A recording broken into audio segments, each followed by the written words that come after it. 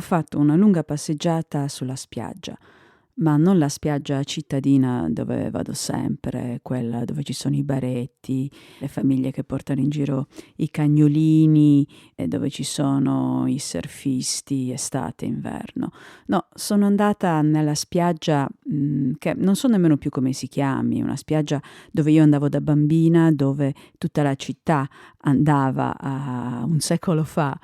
È una spiaggia che è scomparsa quando son diventata adolescente, perché allora hanno cominciato a costruire il portocanale, una cattedrale nel deserto della quale ricordo gli immensi blocchi di cemento che hanno deturpato questa spiaggia che io ci ho passato la mia infanzia in quella spiaggia. Aveva le dune di sabbia, sottile, sabbia bianca quasi rosa, c'erano i casotti dove la gente andava a trascorrere la domenica. Son tornata in quella spiaggia per una lunga passeggiata, ed è stato molto bello perché era come essere in un luogo completamente diverso, anche se davanti c'era il mare che conosco molto bene e grazie al vento di maestrale il mare era piatto, cioè era l'acqua trasparente, faceva quasi venire voglia di entrare a fare un bagno, non fosse che le temperature sono ancora un po' proibitive.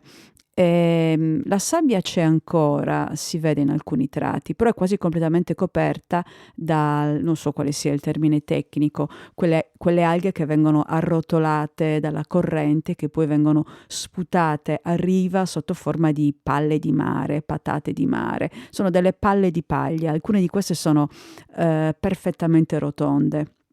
E siccome su questa spiaggia ci passa pochissima gente, giusto qualche persona che ci porta il cane oppure qualche pescatore che comunque non va a passeggio, ci piazza la seggiolina e si mette lì a pescare. Alcune di queste sono perfettamente rotonde e per alcuni tratti la spiaggia è completamente coperta da queste palle di alghe e come ci cammini sopra sembra quasi di rimbalzarci, viene voglia di dare dei calci come se fossero delle palle e rimbalzano e vanno lontano e poi ci sono dei lunghi tratti coperti completamente da conchiglie. Quando ci cammini sopra fanno quel rumore tipico nelle conchiglie, crash crash.